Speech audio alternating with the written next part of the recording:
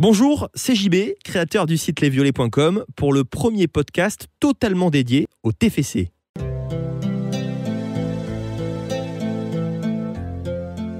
Jacques Bréda restera le speaker historique du stadium. Pendant 22 ans, il a été la voix de tous nos matchs et désormais, uniquement sur lesviolets.com, il vous partage ses souvenirs, ses histoires, ses anecdotes, ses émotions violettes au travers d'une série de podcasts exceptionnels. Et place maintenant au 7e épisode. Amis supporters, bonsoir. Très heureux de vous retrouver pour le 7e épisode de ma vie de speaker du TFC. Aujourd'hui, je vous propose de vous parler de la Coupe du Monde 98 à Toulouse. La Coupe du Monde 1998 en France restera dans ma vie de speaker du TFC un moment inoubliable. Imaginez, 3 ans seulement après mes débuts au Stadium, je serai un des speakers de la Coupe du Monde, le speaker officiel du Stadium de Toulouse. La Coupe du Monde a commencé depuis 2 ans pour moi avec l'animation de la remise des Passes France 98, ces fameux sésames pour assister aux 6 rencontres suite à un jeu organisé par la Poste à l'attention de ses clients, puis mon intégration au département compétition du site de Toulouse, dirigé par Alain Dubout, département sous la responsabilité de Jean-Luc Sassus. Pendant 2 ans, les réunions s'enchaînent, des événements sont organisés partout, événements auxquels je participe, soit comme invité ou animateur. Et en avril, 2 moments forts.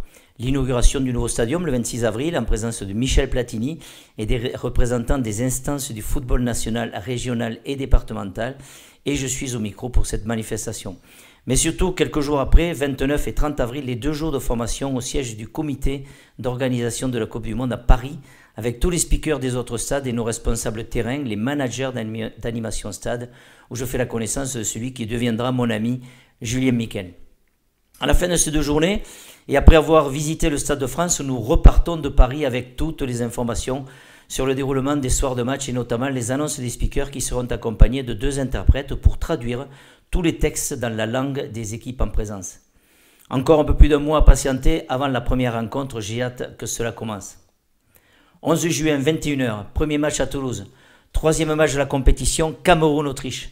5 heures avant le coup d'envoi, je suis en place pour prendre mes marques, pour profiter, pour sentir cette atmosphère, le parfum si particulier de cet événement planétaire dont je vais être un des acteurs.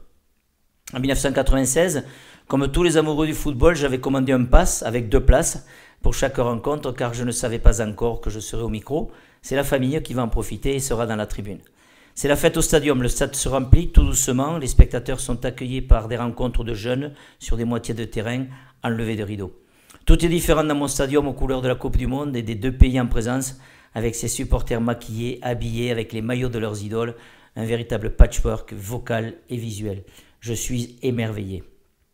H-150, 2h30 avant le début de la rencontre, le ballet musical entrecoupé des annonces des speakers se met en marche.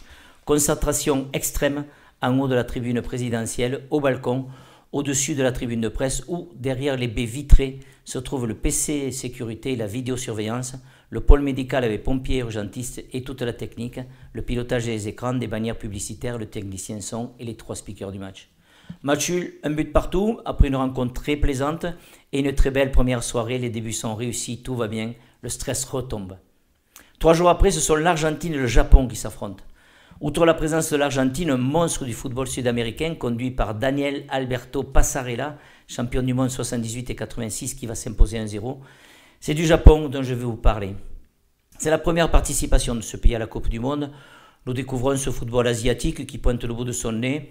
3 courtes défaites certes, mais un potentiel naissant.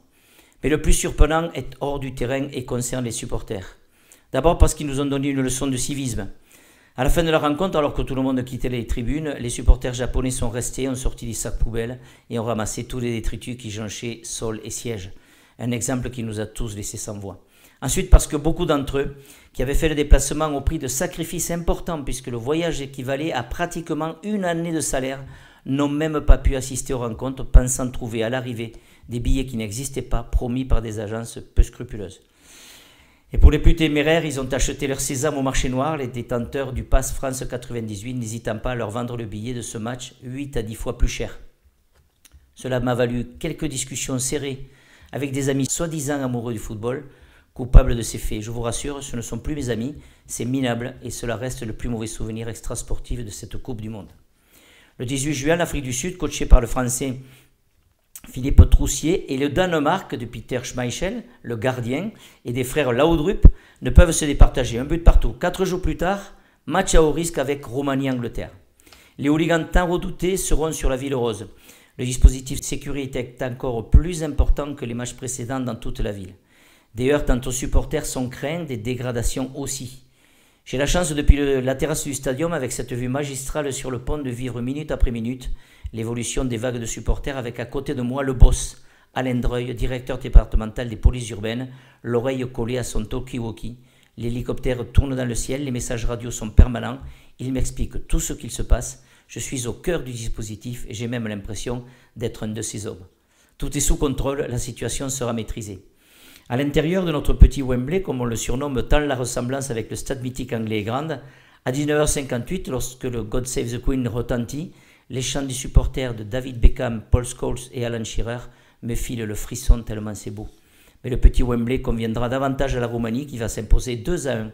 La première phase de poule se terminera à Toulouse avec la victoire du Paraguay de cet immense gardien José Luis Chilavert, 3-1 face au Nigeria. Le 29 juin, c'est le 8e de finale Pays-Bas-Yougoslavie qui va clôturer la Coupe du Monde à Toulouse. Les Oranges avec Clarence Seedorf, Edgar Davids, Denis Bergkamp et Patrick Kluivert vont continuer leur route en quart de finale en s'imposant 2-1. Une rencontre commentée par le célèbre numéro 14 de l'Ajax d'Amsterdam, capitaine des Pays-Bas, entraîneur à Barcelone dont l'élégance sur le terrain et l'efficacité de milieu offensif forçaient le respect, Johan Cruyff avec qui j'ai fait le selfie souvenir. Clap de fin de mois de juin 98 inoubliable, j'ai encore dans ma tête les ambiances, les images et les moments forts de cette incroyable compétition, ainsi que cette complicité avec toute l'équipe d'organisation. Mais la réalité m'a vite rattrapé, j'avais oublié, tellement j'ai vécu en immersion dans cette organisation, que quelques jours avant le premier match, des signes avant-coureurs d'une maladie avaient été perçus et constatés par mon médecin. Quelques semaines plus tard, le diagnostic est tombé, je devrais soigner un cancer qui va m'accompagner tout au long de la saison 98-99.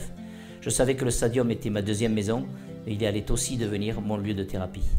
À la prochaine, mes amis, pour le 8e épisode où nous parlerons de la saison 98-99. À très vite, et n'oubliez surtout pas, pour le TFC, hip hip hip.